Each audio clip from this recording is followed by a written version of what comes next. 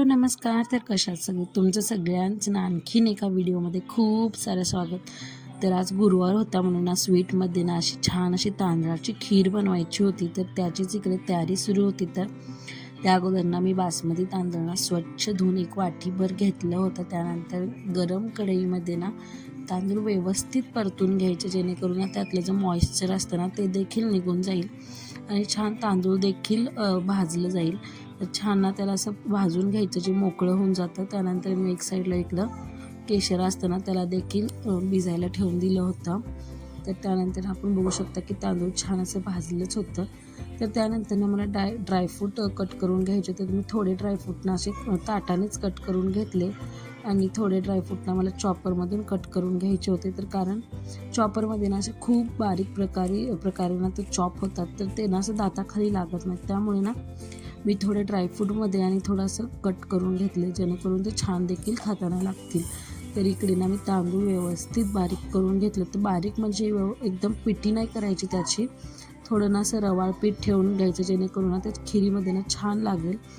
त्यानंतर नाही मी इकडे पातेल्यामध्ये 2-3 चमचे तूप घालून घेतले.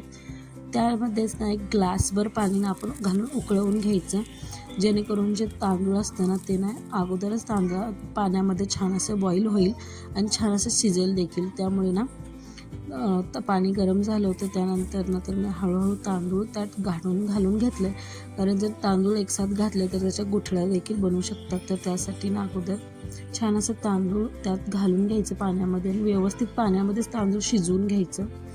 बऱ्यापैकी ते पाण्यात थोडंसं शिजतं. त्यानंतर ते व्यवस्थित हलवून घ्यायचे, जेणेकरून त्याच्या गुठळ्या देखील बनणार नाहीत. तर तुम्ही ते बघू शकता, ते छान असं पाण्यामध्ये मिक्स देखील झालं होतं आणि छान बऱ्यापैकी शिजत आलेलं होतं.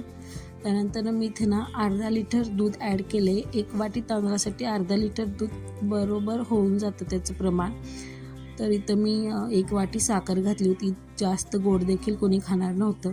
तर त्यानंतर इकडे ना तूप गरम करून ना त्यातच ड्रायफ्रूट सगळे रोस्ट करून घेतले. तर त्यानंतर मिक्स देखील करून घ्यायचं त्याला व्यवस्थित. ते देखील ड्रायफ्रूट त्यामध्ये शिजून जातात. तर तुम्ही देखील ना ही खीर ना बनवून घ्या. त्यानंतर इलायची पूड घातली, थोडंसं जायफळ कुटून घातलं. जायफळाने छान स्मेल देखील येतो खिरीला.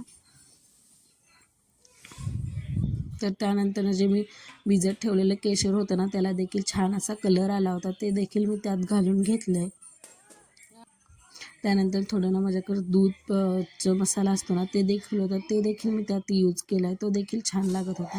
त्यानंतर आज जेवणात होती बटाटा रस्साची मिक्स भाजी, भजी, भात, वरण, त्यानंतर मेथीची भाजी. त्यानंतर सगळं स्वयंपाक करून घेतला आणि त्यानंतर ना कहाणी देखील वाचून घेतली मी.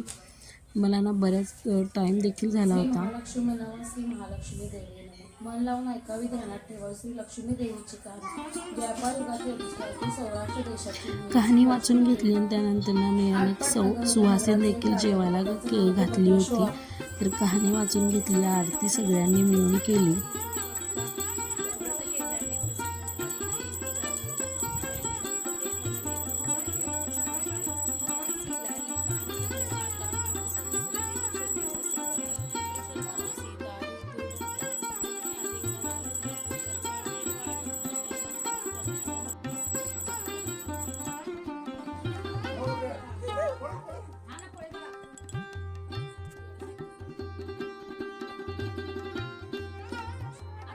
जय गणपती बाप्पा.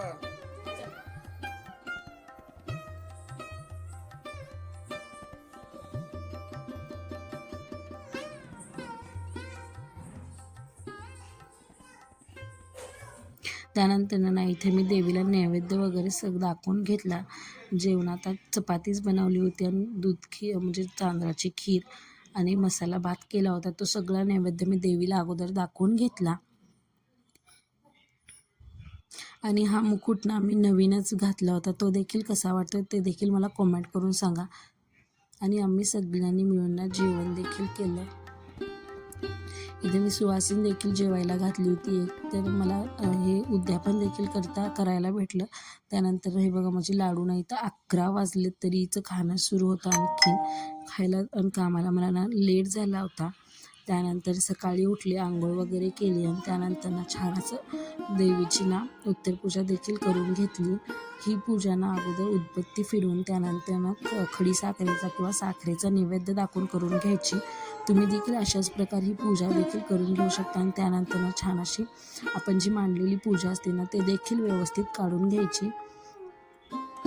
जी ती असतात पानं आपण पालवी घालतो ती देखील पाण्यामध्ये विसर्जन करून द्यायची, फुलं वगैरे. आणि तुम्ही देखील असंच उत्तरपूजा करा. त्यानंतर मी जी गोल्डची ज्वेलरी घातली होती ती देखील व्यवस्थित काढून ठेवली. ह्यावेळेसचा मुखवटा मला खूप छान देखील वाटत होता. हा मुखवटा सासूबाईंनी काशीवरून आणला होता. त्यानंतर जे तांबल्यातलं पाणी असतं ते देखील आपण तुळशीलाच घालून द्यायचं, इकडे तिकडे कुठेच फेकून द्यायचं नाही. त्यानंतर मी तुळशीला उदबत्ती आणि हळदी कुंकू देखील लावलं. कसा वाटला व्हिडिओ प्लीज कमेंट करा. बाय.